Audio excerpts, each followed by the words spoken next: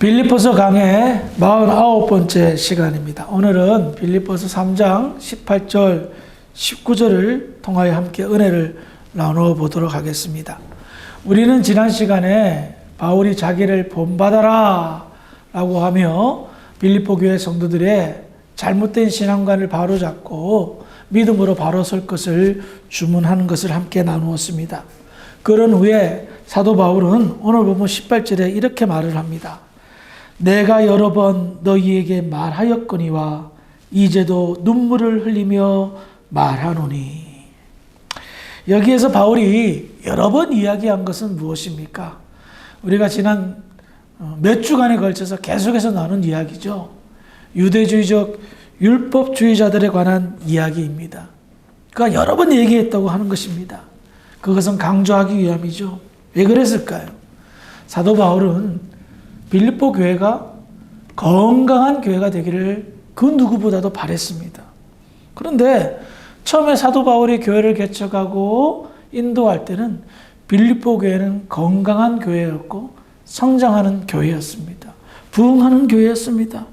그런데 사도 바울이 이제 여러 여건상 선교 여행하고 교회를 다른 지역의 교회를 세우러 나가고 교회가 이제 사도 바울이 공석이 된 이후에 얼마 안 지나서 가만히 들어온 유대주의적 율법주의자들, 저는 이들을 악한 바이러스라고 표현하고 싶습니다. 이들이 침투하게, 그러니 교회가 어떻게 될까요? 처음에는 건강했는데 시름시름 병이 든 겁니다. 병이 들었던 거예요. 그 병이 들었던 이유는 무엇입니까? 유대주의적 율법주의자들이 강조하던 그들의 사상이었습니다.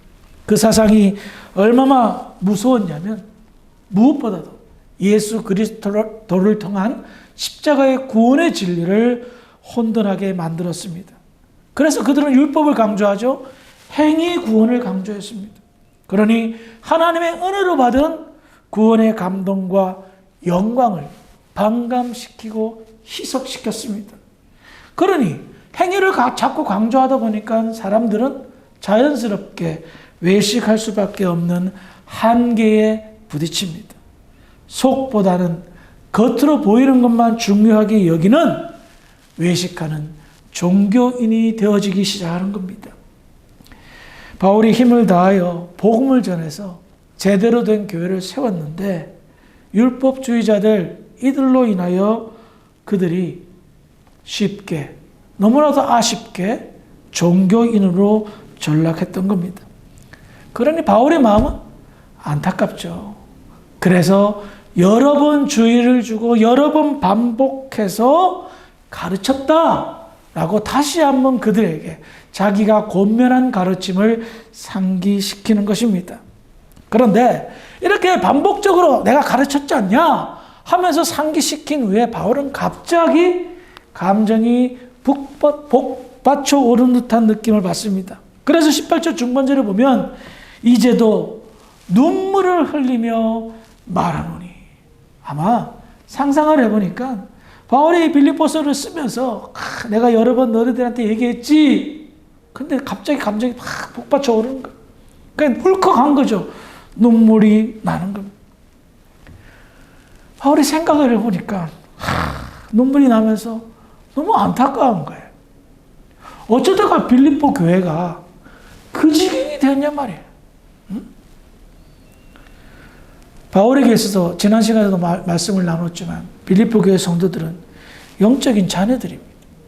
지난 시간도 말씀드렸지만 빌립보 교회를 세울 때에 바울과 실라가 누명을 써서 감옥에 갇히고 두들겨 맞는 그런 고초까지 겪었던 교회였습니다. 그러니 뭐 10손가락 깨물어서 안 아픈 손가락 없지만 바울에게 있어서 빌립보 교회는 정말 애착이 가는 그런 교회였던 겁니다. 그곳에 모인 한 사람 한 사람, 자기가 전한 복음으로 인해서 세움을 받은 한 사람 한 사람이 얼마나 소중했겠습니까? 그런데 이 교회가 잘못되니까, 잘못된 길을 걸어가니까 너무나도 마음이 아프고 걱정이 될 수밖에 없는 거예요. 그래서 그는 눈물로 호소하고 있는 겁니다. 복음을 해방하는 무리들의 잘못된 가르침에 홀가닥 넘어가서 그들의 동조자가 되었고 그들과 함께하는 어리석은 모습을 보니 한편에서는 화가 나고 한편에서는 안타까운 눈물이 나올 수밖에 없었던 겁니다. 저는 바울의 이와 같은 모습을 보면서 이런 마음이 확 와닿더라고요. 야, 바울이 정말 교회를 사랑하고 있구나. 얼마나 교회를 사랑하고 있는지 그 마음과 심정을 느낄 수가 있었습니다. 그래요. 교회를 사랑하는 사람, 참 복 많은 사람입니다.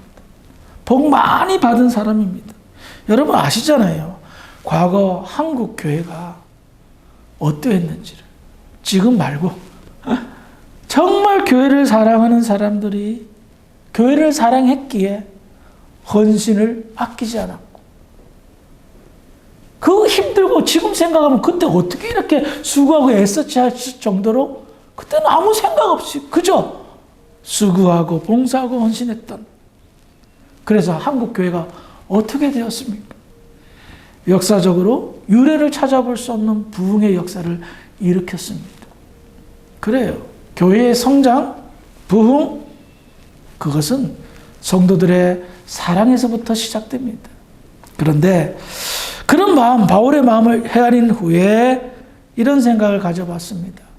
현재 이민교회든 한국교회든 과연 교회를 사랑하시는 분들이 진심으로 사랑하는 분들이 얼마나 많을까? 그러면서 현재 교회의 문제가 무엇인가를 깨닫게 되었습니다. 그렇구나. 열심은 뒷전이라도 그 사랑하는 마음은 과연 있기는 하나. 현재 한국의 교회, 이민교회에서 과거에 화려했던 그 모든 영광이 사그라지는 이유가 교회를 사랑하는 성도들이 희귀한 시대가 되지 않았나 하는 생각을 가져봤습니다. 옛날보다, 과거보다 교회와 성도들은 우리 한국 사람을 대상으로 말한다면 너무나도 풍요로워졌습니다. 몇십 배, 몇백 배 풍요로운 삶을 누리는데 이 모든 것은 하나님의 은혜였습니다. 왜 그랬을까요?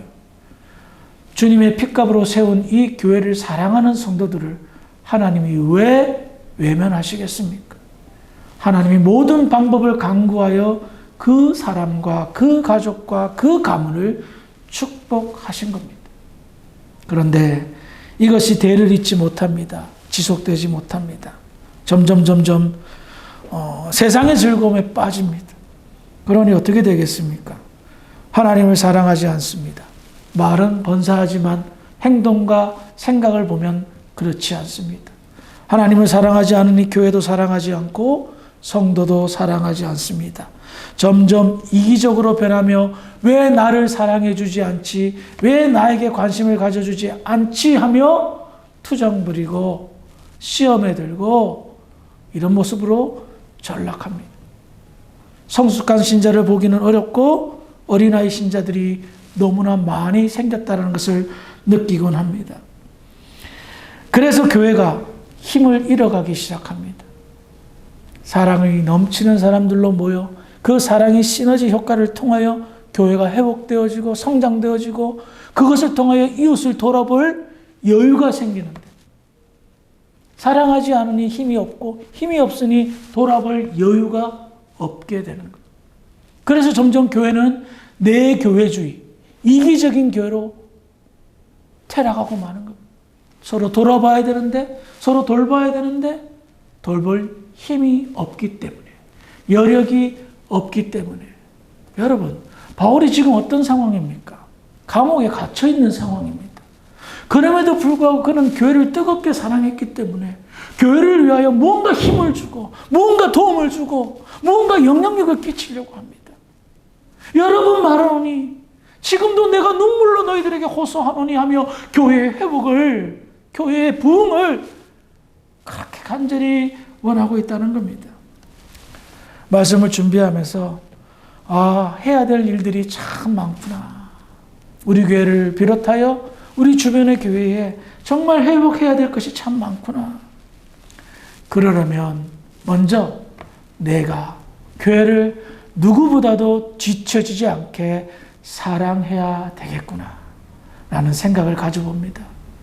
과거에 사랑했던 교회, 지금 덜 사랑한다면 한 번은 돌이켜보시면서 내가 과거의 어떤 능력과 힘은 좀 부족하더라도 교회를 사랑하는 마음이 진심이고 변질되고 변진되지 않을 수 있도록 여러분들의 마음을 잘 다스리기를 주의 이름으로 부탁을 드리겠습니다.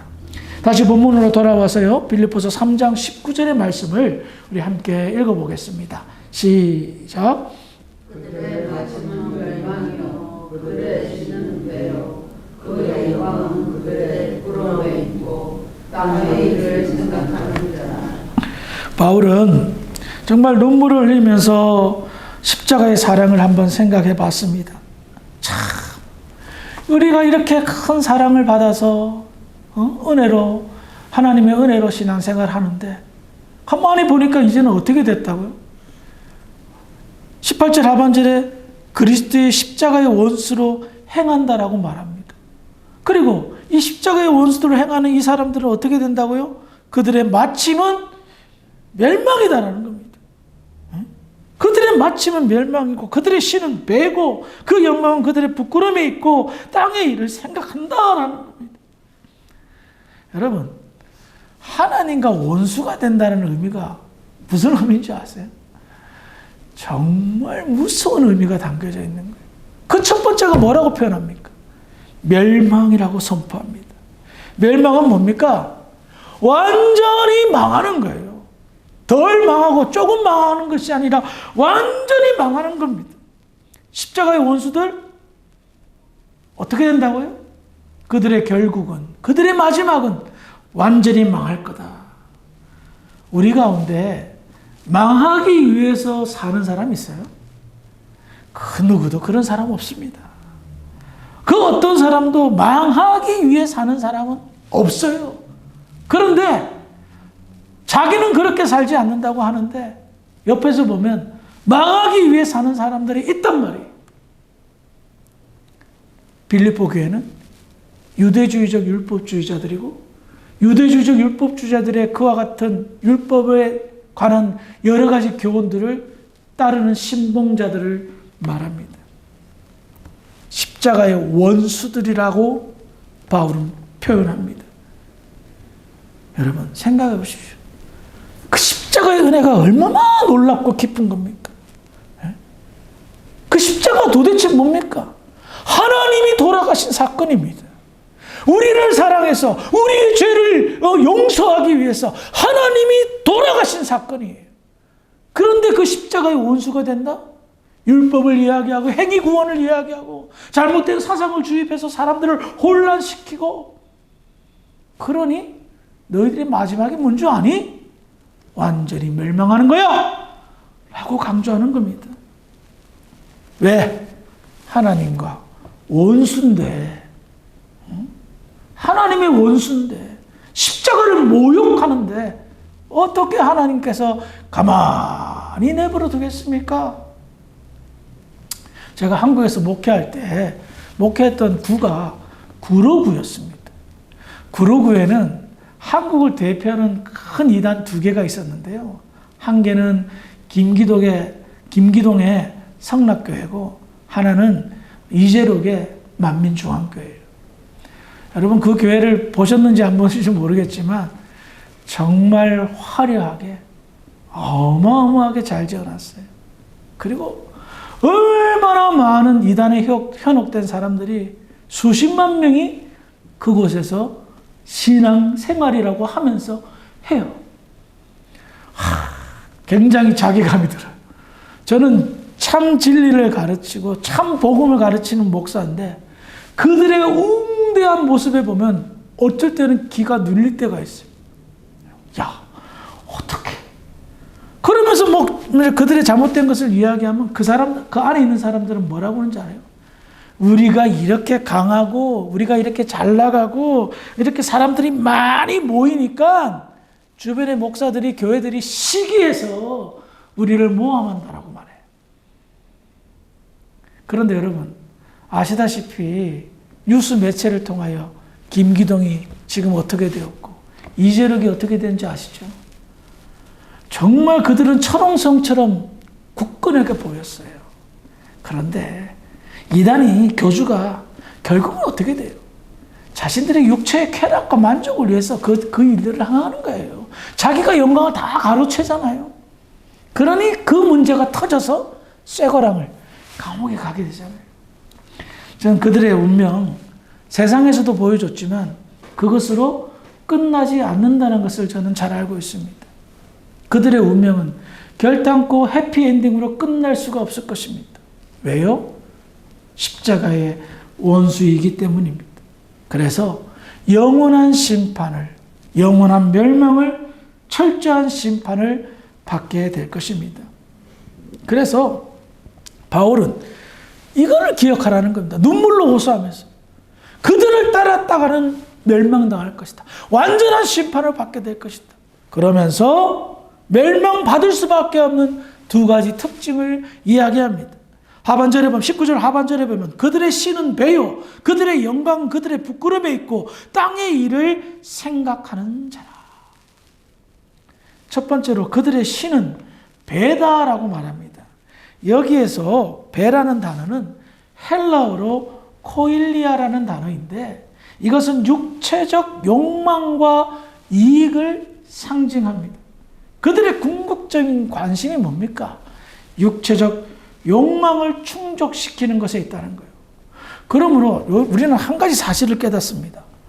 율법을 행하는 그 행위는 신앙행위 아닙니까? 그런데 그들은 율법을 행하면서 신앙행위라는 것은 하나님께 영광을 돌리고 내 영혼이 어떤 그런 충만한 은혜를 받는 것인데 이들은 율법을 행하면서 육체적 만족을 느낀다는 거예요. 뭔가 이상하죠? 왜 그럴까요? 율법의 행위가 자기의 자랑과 높임이 되기 때문에 그런 거예요. 율법을 지킨다는 건 어떻게 보면 도덕적이고 윤리적이고 참 좋은 것입니다. 율법이 나쁜 건 아니에요. 왜? 하나님께서 이렇게 제시를 한 거예요. 이거 지키면 구원받는다. 이렇게 살면 천국에 간다. 근데 그렇게 살지 못하지만 그러나 그 아는 대로 행위를 하면 정말 멋있는 삶을 누릴 수가 있습니다. 이웃을 사랑하고 섬기고 내가 손해보고 남에게 유익을 주는 삶인데 그런데 그 안에 복병이 숨겨져 있는 거예요. 그것을 잘함으로 자기를 자랑하고 자기 육체의 만족을 느끼고 하나님의 영광은 전혀 없고 신앙의 깊이가 육체의 자랑이 되고 그 깊이를 자기를 높이는 아주 이상한 모습으로 변질되는 겁니다. 그래서 육체의 욕망과 이익을 상징하는 것으로 나아가는 겁니다. 그러니 그들의 관심이 어떻게 됩니까? 내가 율법을 잘 지킴으로 내가 높임을 받고 내가 자랑을 하고 하는 그런 것으로 전락하고 마는 겁니다. 그러나 진짜 제대로 믿는 사람, 바알과 같은 그런 사람은 어떠한 것에 관심을 가질까요? 다른 데 있지 않아요. 제대로 믿으면 하나님의 나라, 복음에만 관심을 가집니다. 교회가 거기에 관심을 가져야 돼요. 성도 개개인이 거기에 관심을 가져야 돼요. 교회의 특징이 하나님의 나라의 확장과 복음이에요. 성도의 특징이 하나님의 나라의 확장과 복음에 있어요. 내가 평강을 누리고 기쁨을 누리고 사랑을 나누며 살아가는 이 모든 것에 객관적이고 주관적인 모든 것들이 이유가 바로 하나님의 나라의 확장에 있는 거예요. 그 모습을 통하여 그리스도의 향기와 모습을 발견하고 그 모습이 복음의 열쇠가 되어 누군가가 그 복음의 열쇠를 들고 복음의 비밀의 문을 열고 들어오는 계기를 교회와 성도가 마련해 준다는 거예요. 그런데 유대주의적 율법주의자들의 신은 배다라는 거예요. 자기의 육체의 욕망과 이익을 위하여 달려가니 어떻게 되겠습니까? 그것이 충족되지 않으면 답답하고 불평불만이 넘치고 불안한 삶을 사는 겁니다. 자기 육체적 만족을 못 누리고 내가 뭔가 대접을 받지 못하는 것 같아. 내가 뭔가 사랑을 받지 못하는 것 같아. 왜 나한테 교회에서 이런 식으로 대우를 하지? 내가 지금 교회에서 헌신한 것이 얼마고 수고한 것이 얼마인데 교회에서 나한테 이런 대우와 대접을 하지 하는 식으로 불평이 자꾸 생기는 거예요. 그것이 유대주의적 율법주의자들이 보였던 모습과 동일한 모습이라는 겁니다. 그러니 관심이 그쪽에만 쏠려 있으니 성장이 멈추고 은혜가 멈추고 믿음이 멈출 수밖에 없다는 겁니다. 그러므로 우리의 관심이 하나님의 나라와 복음에 있기를 주의 이름으로 부탁을 드리겠습니다. 더 나아가 두 번째로 그들의 특징이 뭐다? 땅의 일만 생각한다라는 거예요. 땅의 일만 생각하는 거예요. 안 봐도 뻔한 것 같습니다. 왜? 유대주의적 율법주의자들의 가르침은 바로 땅의 일만 생각하게 만드는 겁니다. 하나님의 나라의 영광을 못 봐요. 그거 지키고 그거 자랑하느라고. 그리고 그 잣대로 사람들 정죄하느라고. 비교 평가하느라고. 하나님의 나라의 영광을 못 봐요. 하나님의 나라에 관심이 없어요. 복음에 관심이 없어요. 그러니 하나님의 나라의 영광을 바라볼 수 없어요. 그러니 땅의 일만 생각하는 거예요. 나의 명예, 이 땅에서의 편리한 물질, 건강, 쾌락, 정욕,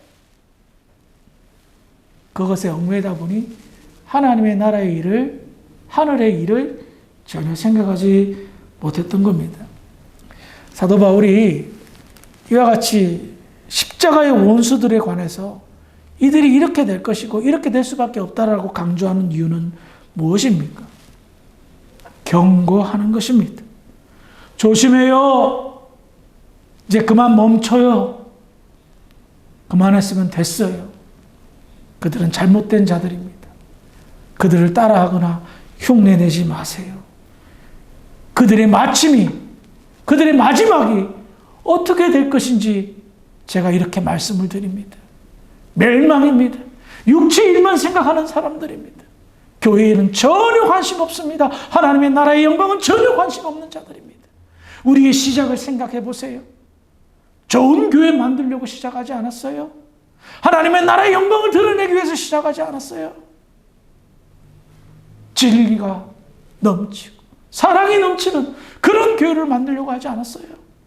그런데 왜 말도 안 되는 비진리를 쫓으며 땅의 일을 생각하는 자들의 그 생각들을 쫓아갑니까? 이제 하늘을 우러러보시고 믿음의 삶을 재정비하시며 다시 한번 회복하기를 바랍니다. 오늘 말씀을 통해서 두 가지만 생각해 보기를 원합니다. 첫 번째로 바울이 교회를 사랑했기에 교회를 위하여 눈물을 흘렸습니다. 우리가 교회를 사랑했던 그 사랑들을 다시 한번 생각해 보시면서 우리도 누구보다도 교회를 사랑하는 것만큼은 뒤처지지 않기를 바랍니다. 두 번째로 십자가의 원수들의 마지막이 무엇인가를 우리는 들었습니다. 그들은 멸망, 완전히 망합니다. 그러기에 우리는 다시 한번 생각해 봅니다. 우리의 마침은 어떻게 될까? 결국 우리의 육체의 마침, 인생의 종착역은 지금부터 준비해도 늦지 않습니다. 그 아름다운 마무리를 하기 위해서 우리는 우리에게 부여된 인생의 시간을 아름답게 꾸며야 될 필요가 있습니다. 그동안 땅의 것을 하늘의 것보다 많이 생각했다면 이제는 하늘의 것을 더 많이 생각하기를 바랍니다. 그래요. 우리는 한계가 있기 때문에 땅의 것을 생각하지 않고 살 수가 없습니다. 땅의 것을 생각해야죠. 그런데 그것이 너무 과도하고 그것이 너무 앞서다 보면 하늘의 것은 1도 생각할 수가 없다라는 겁니다. 그래서 하늘의 것을 생각하며 나에게 주어질 그 빛난 멸류관이 무엇인가를 생각해보고 그동안 수고했던 헌신과 애썼던 모든 것들이 헛수고가 되지 않기 위해서 마무리를 잘 준비해야 될 것입니다. 하늘의 일을 생각하는 것만큼 기쁨이 없습니다. 여러분들의 마지막 인생이 하늘을 생각함으로 인하여 복음의 열매가 맺혀지고 그 열매가 맺혀짐으로 인해서 하나님의 나라가 확장되는 것을 훗날 감사와 기쁨과 감동으로 느끼고 누리기에 부족함이 없는 복된 저와 여러분들이 되기를 주의 이름으로 축원합니다. 기도하시겠습니다. 하나님 은혜를 감사합니다. 오늘 말씀을 통해서 다시 한번 귀한 교훈을 얻습니다. 오늘보다 내일, 내일보다 모레, 앞으로 더 교회를 사랑하는 믿음의 사람들 되게 하여 주시옵소서. 누구보다도 하늘의 것을 생각하고 그로 인하여서 우리의 삶이 복음의 비밀을 푸는 열쇠의 삶이 될 수 있도록 인도하여 주시옵소서. 우리 주변에 아무런 희망도 없이 살아가는 사람들이 많습니다. 세상을 자랑하는 사람들이 많습니다.